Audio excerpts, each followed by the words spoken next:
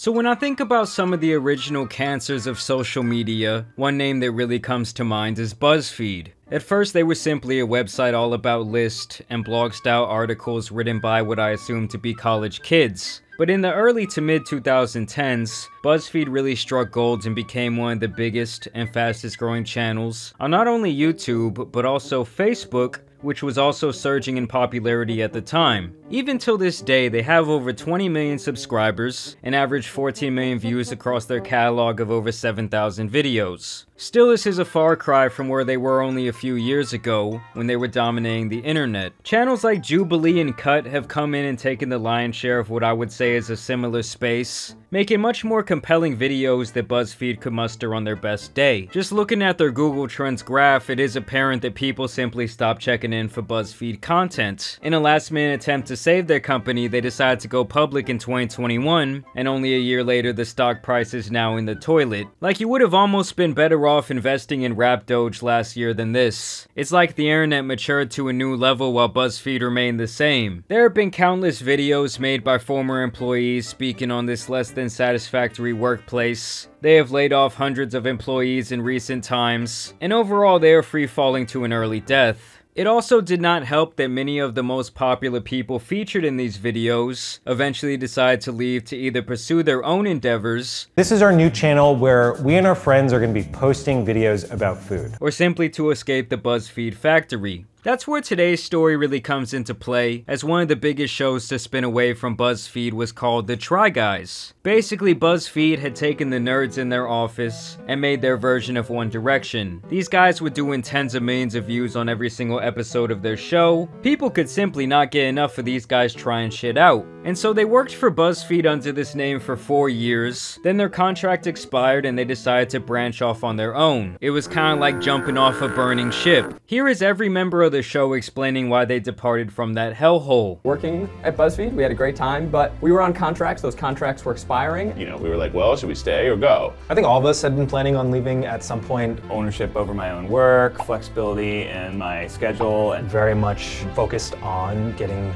my sort of independent career started. And quite frankly, they didn't want to pay us enough.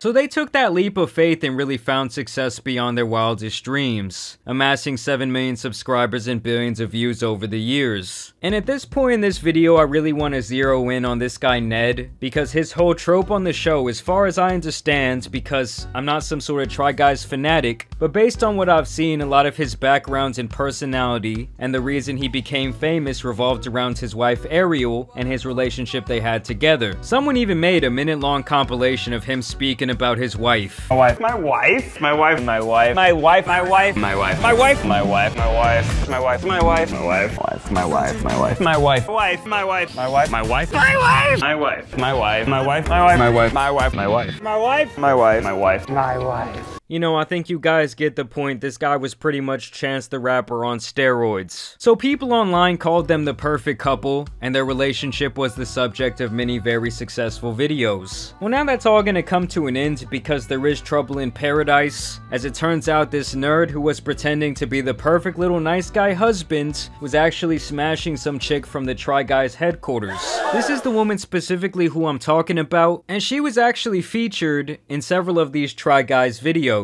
People basically caught him in 140p kissing her at the club. I mean, how much more bold can this guy get? Keep in mind, this is a married man with 2 kids. Him and his wife made a fucking couple's cookbook together. I guess the point I'm trying to make is that he was constantly cashing out on his relationship, something I think is horrible for a couple, and now we see that he is nothing but a dirty, lying fraud of a cheater. I mean, the fact that this dude thought he was so untouchable that he was out here doing this publicly really shows how much he didn't give a damn. He has now confirmed his cheating with a no-tap tweet saying, "Family should have always been my priority, but I lost focus and had a consensual workplace relationship. I'm sorry for any pain that my actions may have caused to the guys and the fans, but most of all to Ariel. The only thing that matters right now is my marriage and my children, and that is where I'm going to focus my attention." I really can't believe it, guys. This dude really said, "Sorry I lost focus and my PP slipped into my interns for Jay." This has to be my favorite response to the tweet right here. That's for cheating. And that's for being a douchebag! Also, to describe your infidelity as a consensual workplace relationship is such a crock of shit cop-out. This dude is the owner of a company having a relationship with a low-level employee. That is slimy enough in its own right, but to cheat on his wife and kids, he is no man. That's why his testosterone levels were that of a disabled 60-year-old. The Try Guys also came in to basically say we don't fuck with him anymore, and he won't be appearing in any more videos. You know, this little cheater built his whole career off of sucking his wife's tatas for everyone to see, so he really doesn't have much left to offer. You know, these Try Guys really pride themselves on their whole nice guy image, and cheating on your spouse and children does not fall under the nice guy umbrella. And let's also keep it a buck. The woman he cheated with is also at fault. Yes, there are power dynamics involved, but you met his wife and kids. And actually, upon further investigation, I found that she herself also had a fiancé waiting at home. I mean, talk about a homewrecker. If there is anything this whole situation should really teach you, it's not to believe every single persona someone displays online. Because behind closed doors, they could literally be the exact opposite of everything they represent. You know, you had all these people out here saying, oh, these are relationship goals, if only I could find a love like this. When in reality, it was all smoke and mirrors, it was all fake. Maybe that's why he was so obsessed with mentioning his wife, because he really felt guilty. Either way, y'all let me know what you guys think about this situation down below. It's always very interesting to me when someone gets outed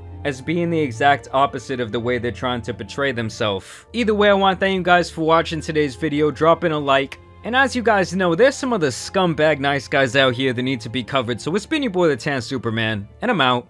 Peace!